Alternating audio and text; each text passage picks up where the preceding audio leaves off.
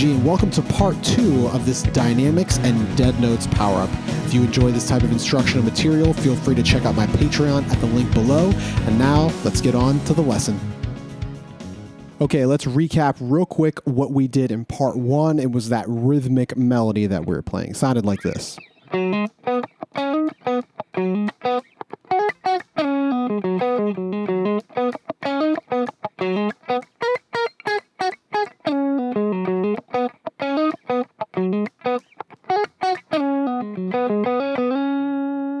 Now, how we ended in that video was mostly just for comfort, so we had a little tail end on that part. But the reality is, when we get into part 2, we're actually going to end a little bit differently. So instead of doing this and doing a little slide up there with our pointer finger, we are not going to do that. We're going to do this instead and go up to there. So instead of that final slide, we're putting our pointer finger here on the 5th fret of the B string because that's the beginning of this next part. So again, bam, we're starting there for this part 2. So part 2 sounds like this. I'll just play it a couple times. You can get the idea.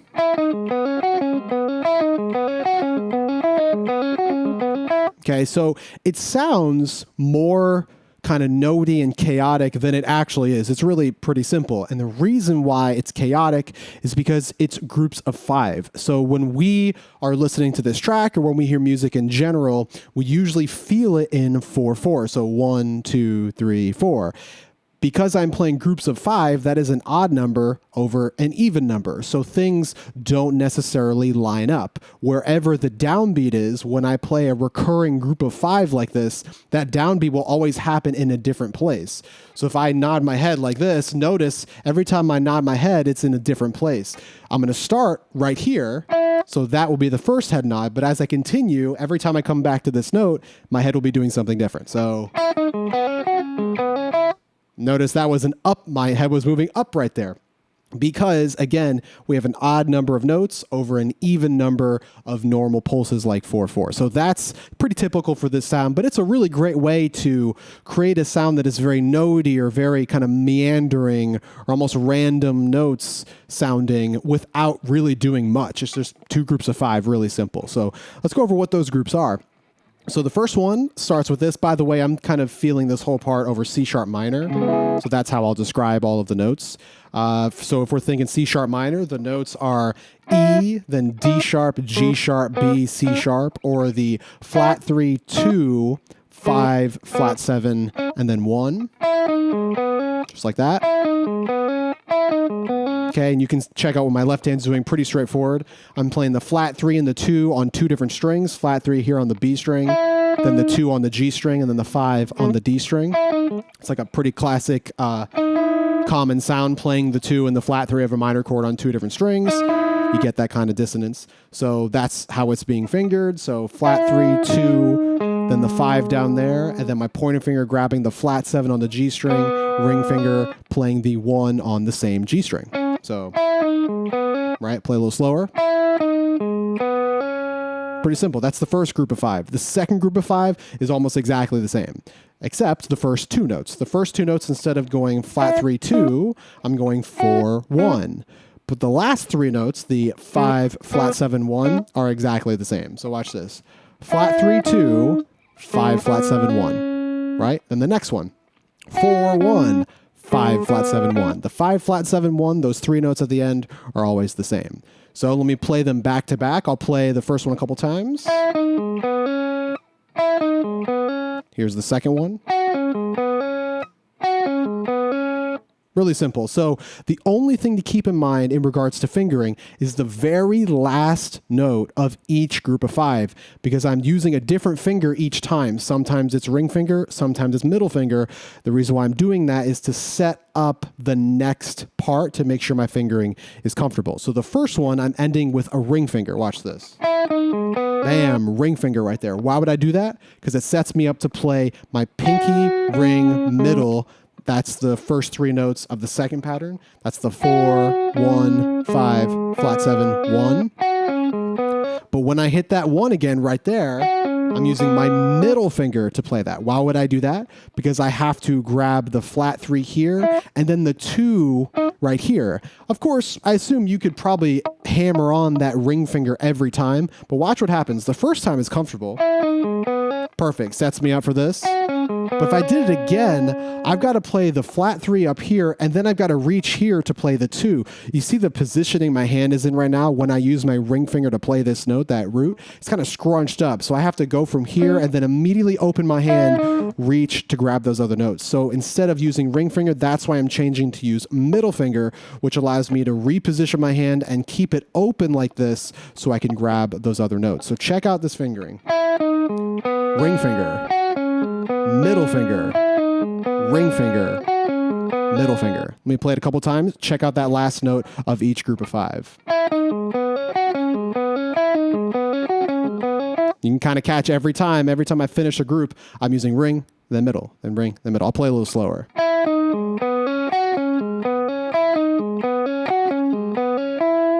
Right. So the once you kind of get the fingering down, honestly, it kind of flows and it just kind of happens by itself. It's one of those patterns that flows pretty well, even though it is groups of 5. I haven't talked about the right hand yet, so let's do that. Of course, you can alternate pick this entire thing. You can kind of Robert Fripp it by just alternate picking everything, but you do have to remember, because we are doing a group of 5, that's again an odd number over an even number. We have 5 notes in the pattern, and we have 2 possible strokes in our right hand. That's a downstroke and an upstroke. So if we do that continuously, when we start over the group of 5, we'll be using a different stroke. So in the first group of 5, I'm starting with a downstroke, but then when I repeat the next group of 5 or start the next group of 5, it is an upstroke. That's what naturally it would be if I continued alternate picking. And then back to the downstroke. So down, up, down, up, down. Nothing wrong with that. You could do that if you want. There's nothing wrong with it. I wish I could do it better, but I can't. So I'm doing it. I'm doing the way that I'm playing it, which is the same fingering for both groups of 5. It's exactly the same. So that looks like this. Downstroke for the starting note. Then for the next 2 strings on those, or the next 2 notes on those lower strings, I'm using an upstroke to play both. So upstroke and then follow through, like a sweep pick if you want to call it that. Right? So down, 1 upstroke to handle those. So down, upstroke, follow through. Then for the next 2 notes, a simple downstroke, hammer on. That's it. So once you get it going, I think it flows really well. And again, it's the same right hand for both groups of 5. Here's the first one. Second one is exactly the same. Down, upstroke, follow through, downstroke, hammer on. That's it. We're hammering on with either the ring finger or the middle finger, depending on which group we're about to go to. So that looks like this. So you can see my right hand's doing the same thing every time. I'll do a little slower.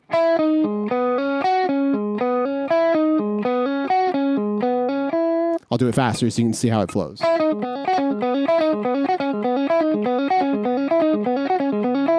Right? Right hand starts going and it just kind of, your hands are just kind of doing it by themselves. You don't have to think about anything once you get all the fingering down. So that's this part. Again, groups of 5 on top of 4/4. It gives it that kind of chaotic, very noodly, very notey sound.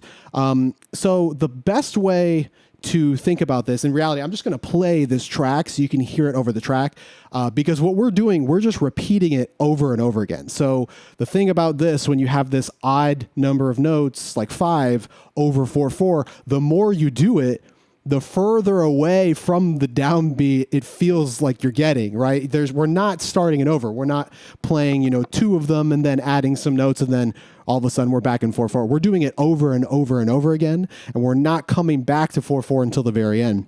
So I don't necessarily think this is a good way to think about it, but if it helps you, go ahead and do it. We are going to be playing this for 6 repetitions. So if I just count that, 1, 2, 3, 4, 5, 6. And that's what we're going to do at the end to get us back into the normal feel. So that little ending after our final hammer on from part 2, or the second group of 5. After that, we're sliding up to the 3rd of B, I'm thinking B here. The 3rd of B, 2nd of B, root of B, 6 of B, and then that brings us back to the beginning, part 1. Right? So that little part, really simple pentatonic little slidey thing. And play that a little better. That's it. So notice how I ended that. That's how we're going to end the first backing track that we're about to play. So I'm just going to play that backing track so you can kind of see what it is before you actually start playing it, just so you can get an idea. So here it is. I'm going to skip ahead a little bit. Okay, so that's the beginning. This is just a little bit faster tempo. And at the same time, you'll hear a synth in the background following you. So if you're not sure, just listen to that. Here we go. Check this out. Here we go.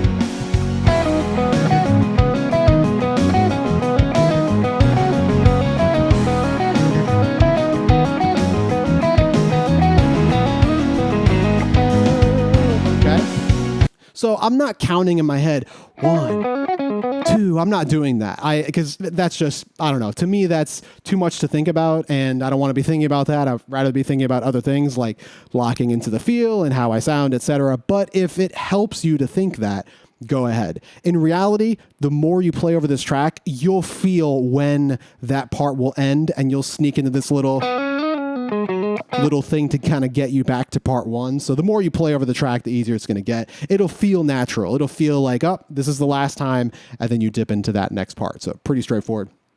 Yeah, so that's going to be the first track. We're running from 80 to 120 like we did the previous one. And then we're going to play over another track that is just straight up part 1, part 2, the entire power up, over and over again, increasing tempo from 80 to 120. So I'm going to play that for you so you can see how everything sounds together. Let me just run that a couple times. Skip ahead to a more reasonable tempo. So this is part 2 right here. Coming up, whoops. Let me start a little bit back. Here we go. Remember, part 1 into part 2, repeating.